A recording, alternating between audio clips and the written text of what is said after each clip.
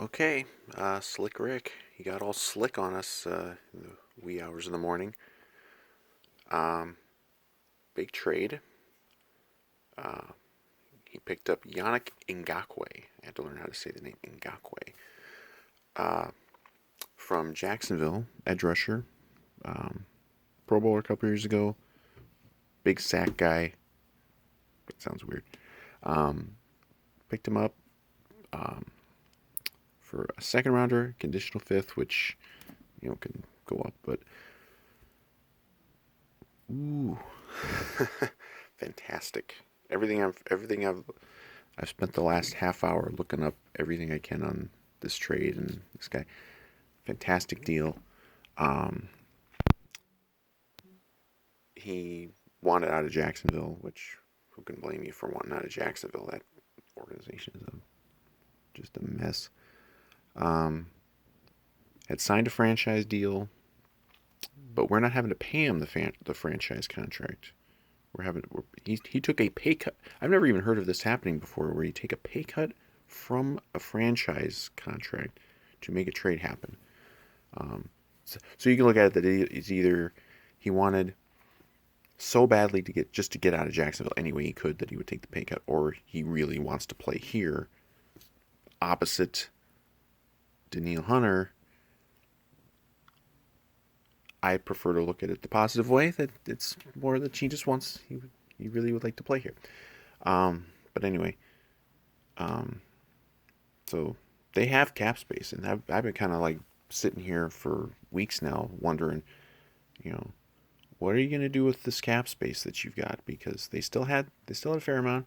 They got a little bit from when Pierce opted out. They haven't signed Cook. So what are you going to do with his money? It's like he's just going to sit there. Well, now it's not sitting there. You're using a whole bunch of it to bring in Ngakoue, and that instantly is going to make the defense very, very good again. I mean, I think it could be good any. They could be good anyway, but um, with the roster turnover, I was kind of one thinking, okay, it's going to be a step back year. Still might be a little bit of a step back year for the defense, but it's going to really help to have anything like that where you got a star pass rusher like a Hunter. You always need the guy on the other side, and they didn't bring back Everson Griffin. I was hoping and praying for months and months that they would. Um, Obviously, they're spending more for Ngakoue than they would have with Griffin, but they're also getting a lot younger and better. I mean, let's be fair. So, and supposedly they're going to be looking to sign him for long term. Well, I mean, we'll see. There's no way to know what the finances for NFL teams are going to be here by next offseason, but look at it just as a 2020 move. Fantastic move. You're not giving up that much. A second and a fifth. I mean, a really good edge pass rusher is certainly worth a second rounder, and the fifth is just a thing. You're going to get comp picks too next year, so who cares? Um,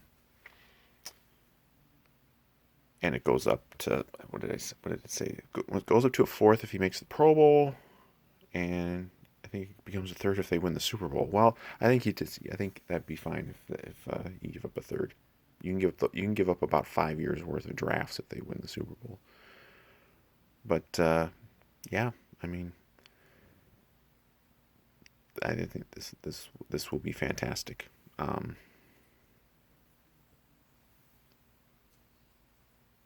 And I think we're not quite up to season prediction time yet.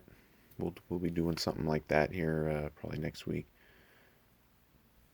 Kind of tempered expectations for the Vikings this year, but this bumps them up a little bit. This I think puts them securely in. They're going to be at least a playoff team.